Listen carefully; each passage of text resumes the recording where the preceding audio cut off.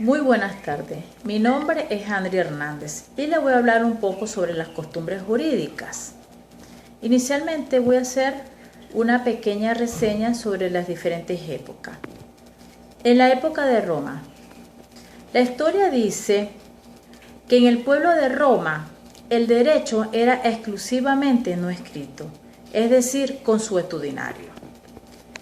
Que al aparecer la ley, la costumbre mantuvo la eficacia en el orden de la creación de las nuevas normas y la derogación de las existentes. En la época media, en ellas, de acuerdo al influjo del derecho canónico, se asimiló la costumbre por la prescripción y que tanto una como la otra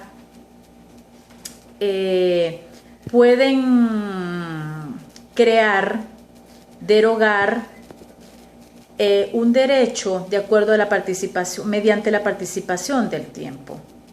Cuando hablamos de la edad moderna, la centralización de la política influida en ella permitió de que se redujera la importancia de la costumbre en el derecho escrito, principalmente en los siglos XVIII y XIX, lo que generó un verdadero retraso para la costumbre en esa época.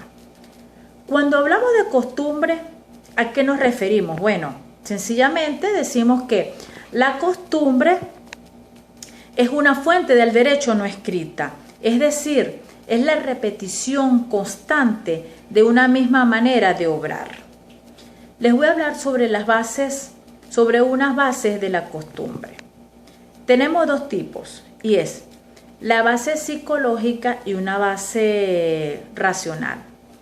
La base psicológica se refiere a que el individuo a través de la recepción adquiere un hábito, es decir, él actúa de manera mecánica.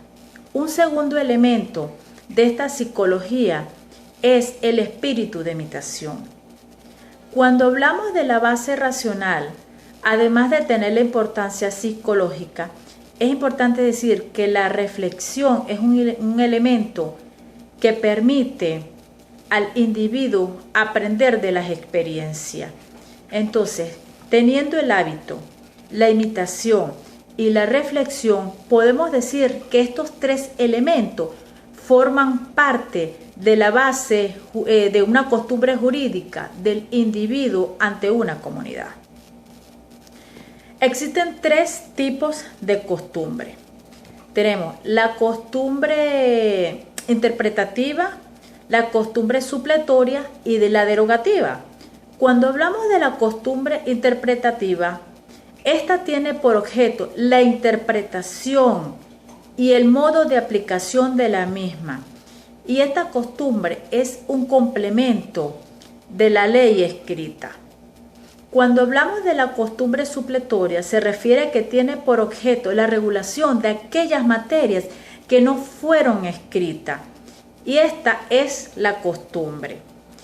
Y cuando hablamos de la costumbre derogativa, ahí vemos la verdadera importancia que tiene la costumbre. ¿Por qué? Porque esta costumbre es tan importante que permite la anulación de la ley. Imagínense lo que representa la costumbre, que ella pasa por encima de la ley. Bueno, muchas gracias por su atención. Espero que haya servido o haya quedado un poco clara la pequeña explicación que he dado sobre la costumbre jurídica.